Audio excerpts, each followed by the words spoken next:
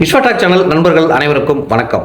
இன்று ஒரு திருக்குறள் நிகழ்ச்சியில் நண்பர்களை சந்திப்பதில் மிக்க மகிழ்ச்சி. நண்பர்களே, இன்றைய திருக்குறள் என்னவென்றால் அழுக்காராமை அதிகாரத்தில் 169வது குறள். அவ்விய நெஞ்சத்தான் ஆக்கமும் செவ்வியான் கேடும் நினைக்கப்படும். குறள் இன்னொரு முறை நண்பர்களே, அவ்விய நெஞ்சத்தான் ஆக்கமும் செவ்வியான் கேடும் நினைக்கப்படும். இதனுடைய அர்த்தம் என்னவென்றால், பொறாமை குணம் கொண்டவனுடைய செல்வம் மிகுந்த வாழ்க்கையும் நேர்மையான வழியில் வாழ்பவனின் வறுமையும் நினைத்து பார்க்கக்கூடியது அப்படின்னு வள்ளுவர் கூறுகிறார். இதனுடைய அர்த்தம் என்ன? அதாவது எப்படின்னு கேட்டீங்கன்னா, பொருள் ஒவ்வொரு வரியாக காண்போம்.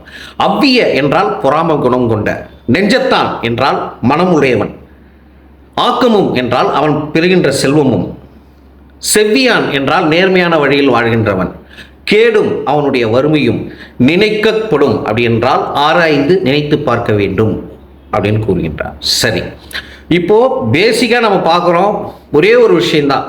இன்னைக்கு ஒருத்தவன் நல்லா இருக்கிறான்னா வாழ்க்கை என்பதே பொதுவாக என்னது? பள்ளம் மேடு, இரவு பகல், இன்பம் துன்பம், வறுமை, பணக்காரத்தனம் எல்லாமே என்ன மாறி மாறி வரும். இதுதான் வாழ்க்கை.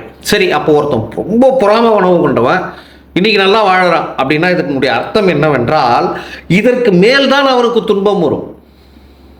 இதற்கு மேல்தான் அவன் துன்பம் வரும். இப்பொழுது அவன் செய்கின்ற அந்த அநீதிக்கெல்லாம் துன்பம் என்ன பண்ணப்படும்? அதான் அந்த பழமொழி உண்டல்லவா, அரசன் அன்று கொள்வான், தெய்வம் நின்று கொள்ளும். இன்னைக்கு ஒருத்தன் செய்கிறான்டானா அதனுடைய கூலி நாளை கிடைக்கும். சரி, இப்போ ரொம்ப நல்லவன் ஆனால் ஏன் அவன் வருத்தப்படுறான், ரொம்ப கஷ்டத்தில் இருக்கான்? இதுக்கு என்ன காரணம்னு கேட்டிங்கன்னா, ஏற்கனவே அவன் பரம்பரையில் யாரோ இல்லை தாத்தாவோ அப்பாவோ அவங்களுக்கு முன்னால் யாரோ பாவம் செஞ்சுருப்பாங்க. அது இன்னைக்கு தாகும். அதுதான் தெய்வம் நின்று கொள்ளும். டைம் எடுத்து என்ன பண்ணும், கொஞ்சம் வேலை காட்டும். இதுதான் இதனுடைய அர்த்தம்.